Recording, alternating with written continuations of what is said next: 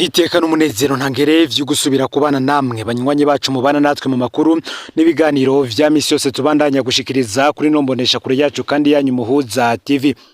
Numwanya tugiye kubagezako amakuru y'ibiriko biravugwa bigezwe ko muri kano kanya nga mu gihugu c'u Burundi, akaba ari amakuru tuza kugaruka kuri vyinshi bitandukanye cane biriko biravugwa mu gisata ca politike.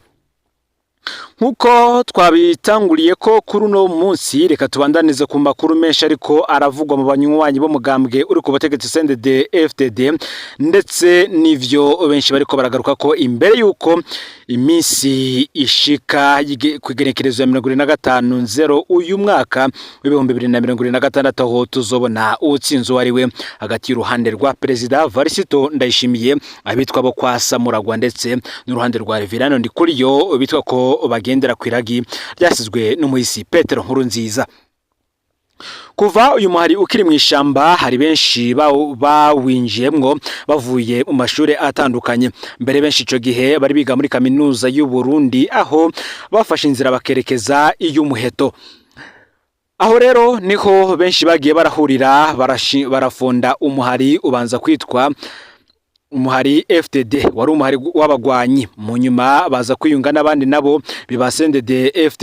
FDD ibishami rya gisirikare. CNDD rero kenshi yo wumvise ngo uyu mugambwe ntihagire uwiyitirira, harimwo vyinshi kandi ni gake yo hegereje ibihe nk'ibi batiyamira mu mareresi.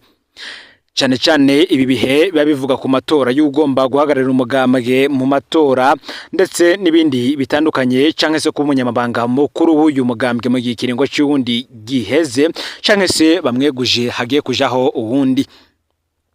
Reka ivyo mw'ishamba tuvyirekere tuvuge kuva mu mwaka w'ibihumbi 2003 uko bagiye barasimburana uw'Imana ifashije agakugwa akibagirwa canke agahunga canke akijyamira iwabo wa twese, bamwe bati ni mu kuzimu.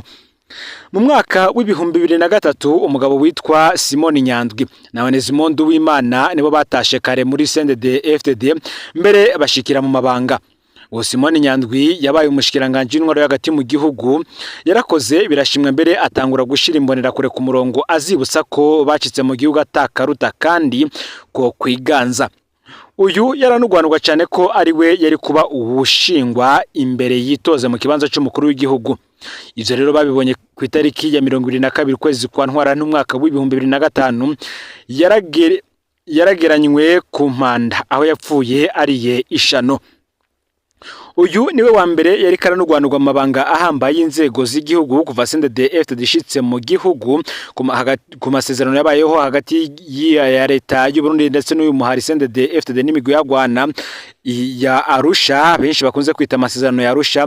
Uyu we yapfuye ari ishano, bityo bituma adashika mu kibanza yari yateguriye ngo yitoze mu kibanza cy'umukuru w'igihugu mu mwaka w'ibihumbi 2005.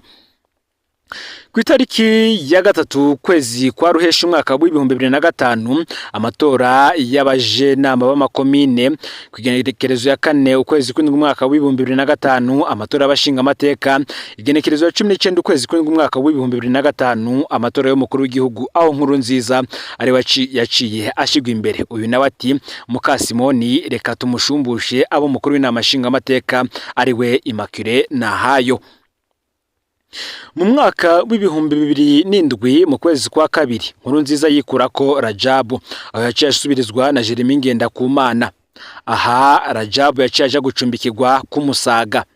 No kuvuga ko iri nyinyurana rya Rajabu ndetse na Nkurunziza ryatumye umwe muri bo abihomberamwo, arajanwa gupfungirwa mu iborero rikuru rya Mpimba, mu gihe uyundi we yariko yumva umunyenga w'ubutegetsi.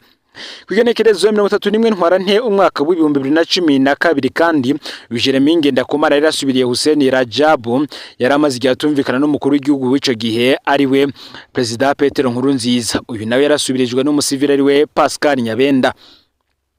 Kwigenekerezo ya 20 ukwezi k'umunani umwaka w'ibihumbi 2016 uyu Pascal Nyabenda umusivili yasubirijwe n'umusirikare ari we Varisito Ndayishimiye. Uyu yahagiye amusubiriye kubera uwo Nyabenda yaragiye kurongora inama nshinga amateka. Nyabenda niwe yarangije neza nk'urongoye umugambwe.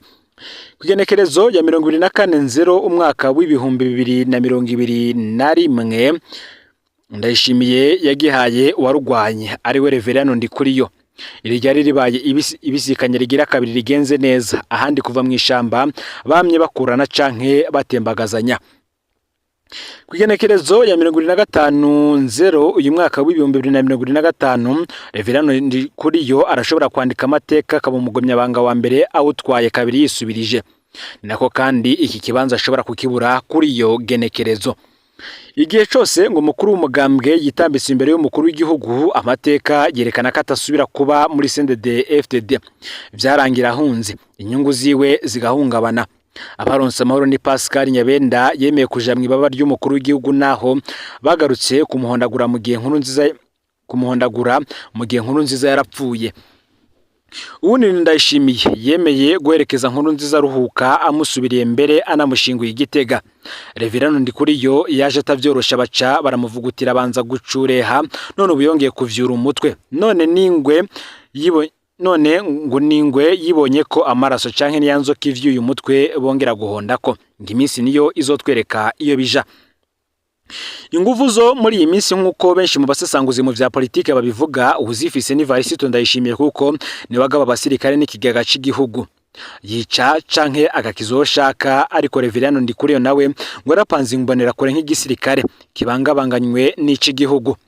Uko biri kose, Varisito Ndayishimiye si pastori canke patiri, ariko ngo yarerekanye ko akarisha gusumba umumenyeshamana Nkurunziza.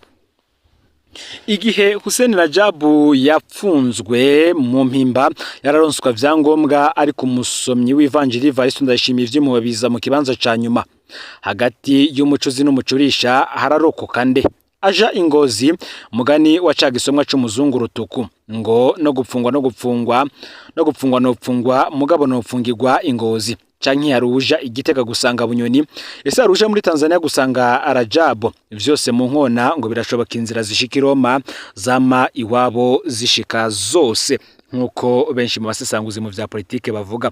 Aba rero imbere y'ukigenekerezo ya 25/0 igera, cyane cyane ku biriko biravugwa n'ubundi mu mugambwe CNDD-FDD, twagira tubibutse bimwe vyagiye biraranga zimwe mu ndongozi zatwaye uyu mugambwe ku rwego rw'igihugu, ndetse n'ingene zagiye ziheza ibiringo vyazo. Ni mu gihe hari amagorwa y'abasoda bakomeretse babonera mu ikambi ya DC Passive batazira Guantanamo. Bategetsi b'igisoda, ese ibi bintu murabizi? Nimbwiye makuru twabagaceje ko ku munsi w'ejo twaheruka kuba inkuru y'umusirikare muri DCA Passive avuga ingene bishwe n'inzara, ingene babayeho bugaranywe, yongera koko bafise ikibazo cy'utuzu twasugumwe. Wese twibutse ko iyi ari kambi yakira abasirikare bakomerekeye mu ntambara, hakaba hariyo abashika 900 ahanini bakomerekeye mu ntambara yo mu gihugu ca Republika Iharanira Intwaro Rusangi ya Kongo. Hari undi musirikare rero yashimye gusigura kino kibazo cy'utuzu twasugumwe muri iyo kambi yakira abasirikare bamugariye ku rugamba. Nawe nyene avuga ko adatahura ingene igihugu cubako gufata gutyo abasirikare baco baciguze. Uti nakamaramaza gufata gutyo umusoda yakomerekeye ku rugamba. Ndabaramukije kandi ndabashimira kukungene mwitanga mu kabijwi rya twese. Ni kenshi mbona abantu batangaranga abasirikare batabaza umusivile. Ntibazi ivyo tubayemwo. Umusoda niwe kidandazwa cambere cunguka mu Burundi. Umukuru w'igihugu agurisha abasoda muri Kongo. Umukuru w'igisoda arya abasirikare akongera akimba inzabo muri Kongo akoresheje abasoda nyene. Ngo barashobora kuba ari we mutunzi agira kabiri mu Burundi inyuma y'umukuru w'igihugu. Abatwara batayo na brigade muri Kongo nabo barya ibigenewe abasoda. Niho harya wumva ngo hari abasoda bagwariye yo kwashi. Abakuru n'amabatayo tafoku bose uzosanga bariko barubaka ama etage avuye mu vyo bivye umusoda. Urumva ko rero umusoda ari ikidandazwa gikomeye. Ngari nkwandikiye kugira ngo utomorera ry'amagorwa y'abasoda bari muri Guantanamo. Ivyo ko imfungurwa z'abasoda sindabigaruka ko niko jya nyene babibabwiye. Ariko hari ico nabonye mutaha agaciro nikijya cya toilette zo muri Guantanamo.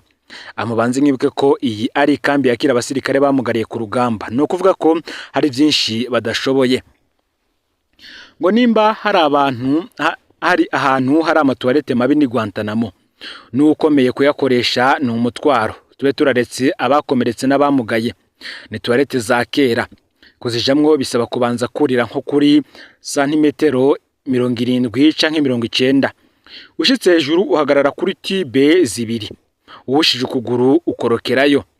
Nk'umuntu urwaye amaguru yamugaye n'ubu sinumva ingene ashobora gukoresha toilette, kuko ubanza kurira ugaca utambikiza ku dutibe tubiri, bishitse ugahusha gatoya canke ukanyerera gato uca ukorokerayo. None babigenza gute ga yemwe?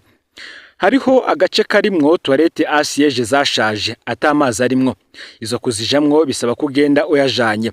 Gusa hafi hari uturezerivori baza bagasukamwo amazi, uca ugenda na casque ukadaha ukabona kugenda. Ikindi bisaba ko uba waraheze ishishi, kuko nta toilette y'Guantanamo wojamwo utariye umuti w'isesemi. Uyivuyemwo uri umuntu yiyubaha nta bisi woja kurira ubwo nyene akayaga katabanje kugucako. Ufise parfait ucubanza kuyitera kugira uje mu bantu. Uti nkuko mwabitangaje ikamba ibiruzuye abakomerekeye muri Kongo bageze mu majana 9 kandi babayeho nk'abapfunzwe icamaso, ntibari kuriwe gusohoka.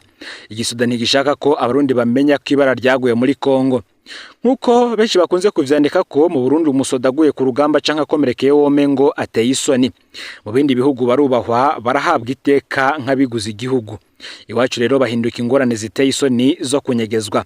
Kuba tazi impamvu abasoda bitura runo rubuga biva no kuvuga urubuga rwa Pacifique ni nahazwe, biva ko ubu musodagize aravuga ibigoranye acarementanirizwa ngo akorana na Pacifique, akorana na M23 humura canke Red Tabara. Ngaho rero ibice bikurikira murabizi, niyo mpamvu ubona bashima ko ivyabo bica hano, kandi benshi barashima ukuntu bakorana ibanga ntangere.